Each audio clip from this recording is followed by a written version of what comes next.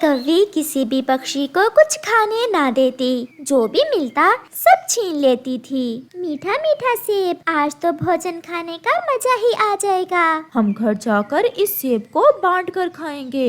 मेरा कुकू तो ये सेब देखकर खुश हो जाएगा। फिर गौरी कौवी वहाँ आ जाती है। कौन खुश हो जाएगा? ऐसे खुश होने की कोई जरूरत नहीं है। ये सेब थोड़ी देर पहले मैं यहाँ रखकर पानी पीने गई थी। भागो यहाँ से।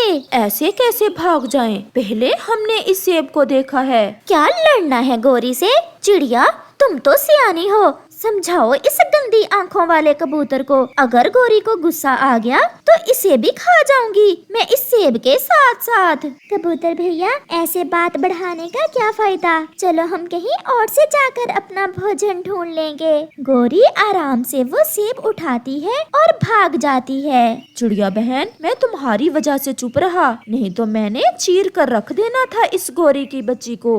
आज क्या लाई है मेरी पत्नी जी मेरे लिए? चिड़िया और कबूतर से सेब छीन कर लाई हूँ।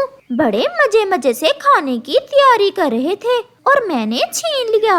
मैं तो बहुत भाग्यशाली हूँ जो मुझे तुम जैसी पत्नी मिली है।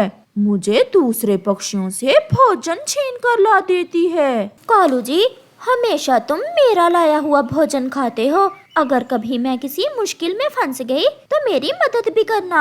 मैं तो अपनी गोरी पत्नी के लिए अपनी जान भी दे दूंगा। मेरा सुंदर पति कालू जी। दूसरे रोज गौरी कौवी की माँ गौरी कौवी से मिलने आ जाती है। गौरी, क्या इस जंगल के पक्षी तुमसे डरते भी हैं? माँ, सब डरते हैं। मैंने सबकी नाक में दम कर रखा है। पक्षी तो मुझे देखते ही भाग जाते हैं। चलो फिर मुझे भी अपने जंगल की सैर करवा, मैं भी तो देखूं कैसा है मेरी बेटी का जंगल। ऐसे वो माँ बेटी जंगल घूमने निकल जाती हैं। रास्ते में बुलबुल फूलों का रस लेकर जा रही थी। गौरी उसे रोक लेती है। गौरी बहन, क्या हुआ?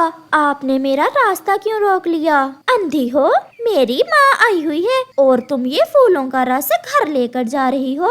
मैंने ये मीठा फूलों का रस पूरे 100 फूलों से इकट्ठा किया है। बहुत मेहनत की है मैंने। मैं ये रस किसी को नहीं दूंगी। गौरी, तुम तो कहती थी कि सब पक्षी तुमसे डरते हैं और ये बुलबुल कैसे अकड़ रही है? इस मोटो को तो मैं अभी देखती हूँ। गौरी बुलबुल के 2-4 लगाती है और उसका रस छीन लेती है। अब यहाँ मेरा मुंह क्यों देख रही हो? भागती हो या 2 और लगाऊं? बुलबुल रोती हुई वहाँ से चली जाती है।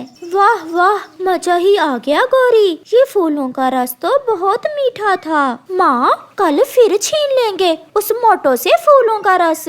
मैं ये जंगल छोड़कर कहीं दूर चली जाऊंगी। क्या हुआ बुलबुल बहन, आप ऐसे रो क्यों रही हैं? उस गौरी की बच्ची ने मेरा फूलों का रस छीन लिया और मुझे मारा भी। कल हमारा सेब छीन लिया था और एक दिन मेरी देसी घी की चूरी छीन कर खा गई थी। आज तो उसकी माँ भी साथ थी। मैंने सोचा कि वो बूढ़ी गौरी को समझाएगी, मगर वो तो गौरी से भी बड़ी शैतान है।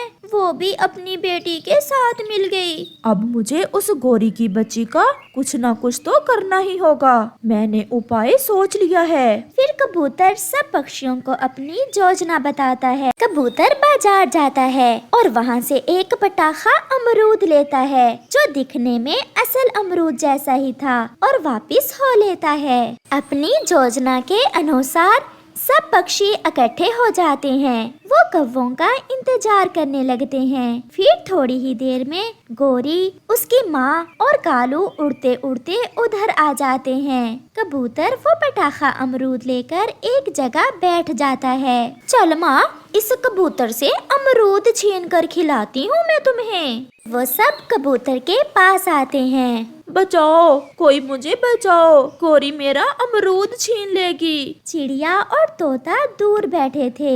ना बाबा ना, हम में इतनी हिम्मत नहीं कि गौरी डॉन से पंगा लें। देखा माँ, आपकी बेटी से कैसे डरते हैं पक्षी। गौरी गौरी, मुझे मारना ना, ये अमरूद आप खा लो।